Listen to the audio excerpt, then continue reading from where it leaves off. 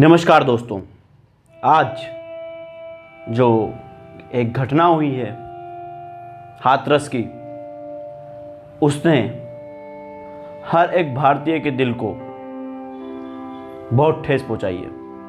मैं खुद उस बात से बहुत दुखी हूं।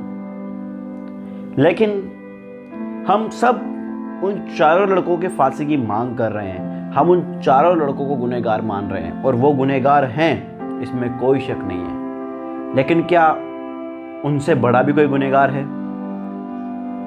मेरे हिसाब से जो पुलिस, जो सिस्टम, जो जिला कलेक्टर, जो एसपी इस वक्त वहाँ पे नियुक्त है, वो इन सबसे ज़्यादा बड़े गुनहगार हैं। क्योंकि ऐसे वैश्विक दरिंदे, इनसे तो हम कोई उम्मीद नहीं कर सकते। पर जो पढ़े लिखे आईपीएस ऑफिसर, जो पढ़े लिखे आईएएस ऑफिसर, जो इतना पढ़ते हैं, इतना लिखते और आईएएस आईपीएस बनते हैं, वो उन लोगों से तो हम उम्मीद करते हैं कि वो हमारी बहन बेटियों की रक्षा करेंगे। और चलो मान लेते हैं रेप हो गया, तो भी उन्होंने क्या किया? उन्होंने पहले तो इस रेप को छुपाने की कोशिश की, जो सबसे बड़ी बेशर्मी की बात है। उन बेशर्म आईएएस ऑफिसरों ने, उन बेशर्म पढ़े लिखे लोगों ने, ये गंवार लोगों की हरकत नहीं है, ये किसी नेता की हरकत नहीं है। नेता तो अनपढ़ होते हैं, गंवार होते हैं। ये हरकत है तो किनकी? ये हरकत है उन लोगों की जो पढ़े लिखे आईएएस ऑफिसर हैं। ये हरकत है तो उनकी जो पढ़े लिखे आईपीएस ऑफिसर है। ये उन लोगों की हरकत है जो इतने बड़े पद पर होने के बाद भी उस लड़की की लाश को चुपचाप रात में जला देते हैं। हमारी उस बहन की, आज मैं उस बहन का यहाँ पे नाम नहीं लूंगा, क्योंकि सुप्रीम कोर्ट की गाइडलाइन के अनुसार किसी भी रेप विक्टिम का नाम लेना कानूनन अपराध है और मैं इस देश के कानून की बहुत इज्जत करता हूं। लेकिन जिनको हम गुनहगार बोल रहे हैं ना, वो तो गुनहगार हैं, लेकिन उनसे बड़ा भी जो आज गुनहगार है वो पढ़े लिखे लोग हैं। वो वर्ग है जो आईएएस आईपीएस के लिए दिन रात मेहनत करता है, जो यूपीएससी का एग्जाम पास करके जाता है। वो लोग चंद पैसों के लिए, चंद रुपयों के लिए आज उस बेटी नहीं, हर एक बेटी की इज्जत उन लोगों ने नीलाम कर दी है। सारी की सारी अगर मेरे हिसाब से गलती देखी जाए ना, इस वक्त को बड़े गुनहगार है। अगर फांसी पे लटकाने की जरूरत है किसी को, तो वो है उन आईएएस ऑफिसर्स को, उन आईपीएस ऑफिसर को, उस एसपी को, उस कांस्टेबल को, उस एसआई को, जो उस वक्त वहां मौजूद था, जिन्होंने बेशर्मी से उस लड़की की आग जला दी, उस लड़की की लाश को जो है आग लगा दी। आज तक आपने मेरी जितनी भी वीडियो देखी होगी, मेरे को कभी इतने गुस्से में नहीं देखा होगा, क्योंकि आप सब लोग गलत डायरेक्शन में जा रहे हो। अरे उन चार लोगों को फांसी लगाने से कुछ नहीं होगा। अगर हम ऐसे आईएएस ऑफिसर को, ऐसे आईपीएस ऑफिसर को फांसी लगाए ना, तब जाकर जब दोबारा कहीं ऐसा घटना होती है ना, तो जो आईपीएस ऑफिसर, जो आईएएस ऑफिसर और जो पुलिस वाले इनकी रक्षा करते हैं, तब जाकर उनको ये बात पता लगेगी कि क्या होता है किसी एक रेपिस्ट की रक्षा करना। जो पुलिस वाले, जो आईएएस ऑफिसर, जो सिस्टम इनकी रक्षा कर रहा है, जब तक उन लोगों पे फांसी नहीं होगी, उन लोगों पे कार्रवाई नहीं होगी, तब तक कुछ नहीं बदलेगा। ऐसे लोग, क्रिमिनल को आप कभी नहीं बदल सकते, लेकिन जिनके हाथों में कानून की रक्षा है, जिन लोगों के हाथों में कानून की सुरक्षा करना है, आज वो लोग ही कानून को बेच रहे हैं। अब आज जब सुनने में आ रहा है कि उस पर पॉलिटिक्स तो बहुत हो रही है, और बात सिर्फ हाथरस की नहीं है, राजस्थान के बारां की है, राजस्थान के अजमेर की है।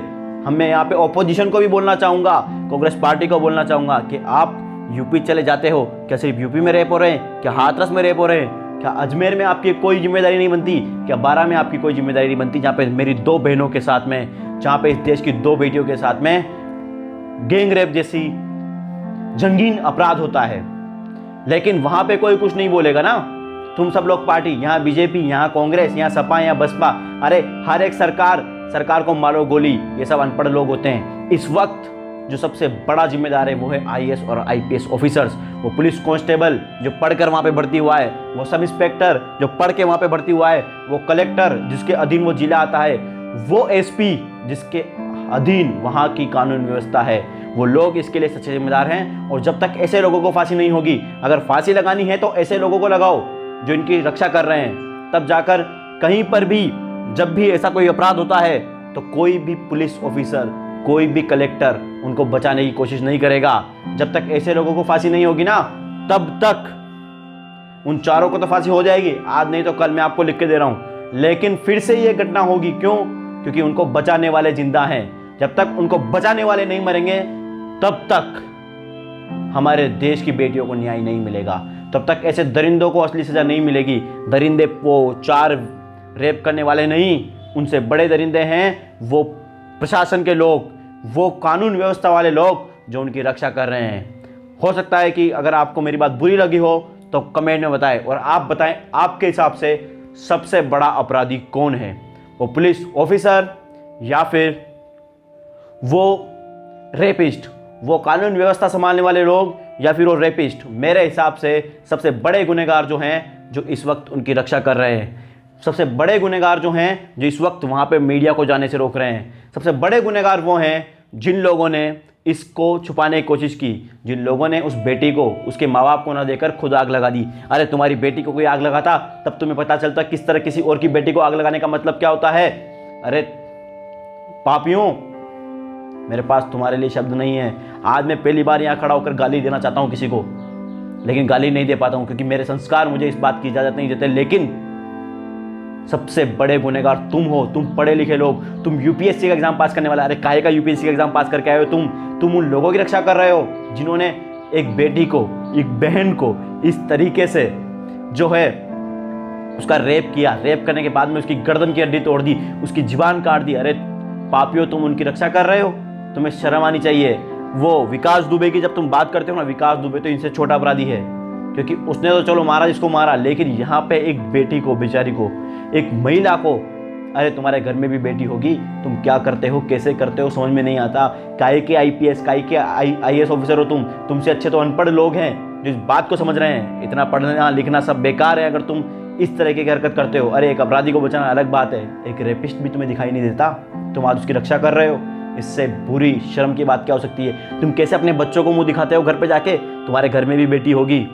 मेरे हिसाब से सिर्फ और सिर्फ वो रेपिस्ट ही नहीं, उन कानून व्यवस्था संभालने वाले लोगों को भी फांसी पर लटकाना चाहिए जिन लोगों ने उसको बचाने की रक्षा करी, जिन लोगों ने रात के अंधेरे में उस लड़की को, चिता को आग लगा दी।